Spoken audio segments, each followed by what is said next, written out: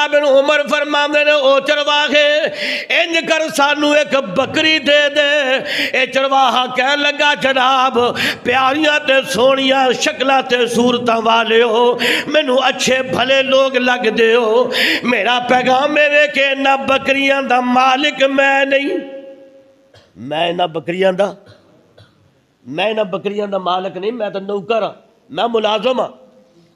میرا مالک گھر بیٹھا ہے۔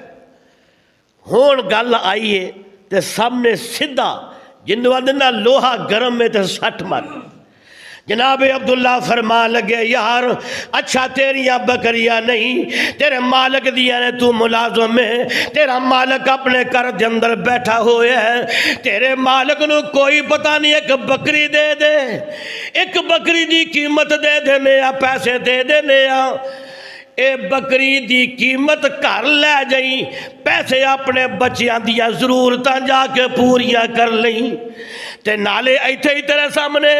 بکری نو ذبح کران گے، گوشت بناواں گے، کھاواں گے، تے کچھ تھوڑا جا گوشت تینوں بھی دے دیاں گے، تم بھی کھا لیں، پیسے بھی گھر لے جائیں، گوشت بھی لے جائیں، تے جدو شام نو گھر جائیں گا مالک پوچھے گا نا ایک بکری کاٹے، تے اے عام روٹین ہے کہ جنگلہ دے اندر یا تے کوئی بکری بگیار کھا جاندہ ہے تے یا کوئی گواچ جاندی ہے، گم ہو جاندی ہے، تے بہانہ بنا دیں اللہ۔ اے حضرت عمر عبداللہ بن عمر انہوں مشورہ پہ دیں دینے، توجہ کرنا، مشورہ دیتا، ہائے ہائے تو سنے آجے اے جڑا چرواہ ہے بکریاں دا غصے دے نال اٹھ جاندہ ہے تے ایک جملہ اپنی زبان تو ادا کر دے، آندہ این اللہ این اللہ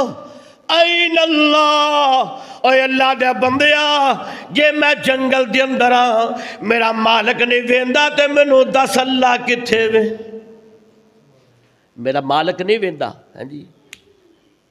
ایتھے مالک تھوڑا آج آکھیاں تو دور ہونا تے پھر پچھے ملازمہ دے جو حال ہوندے نے،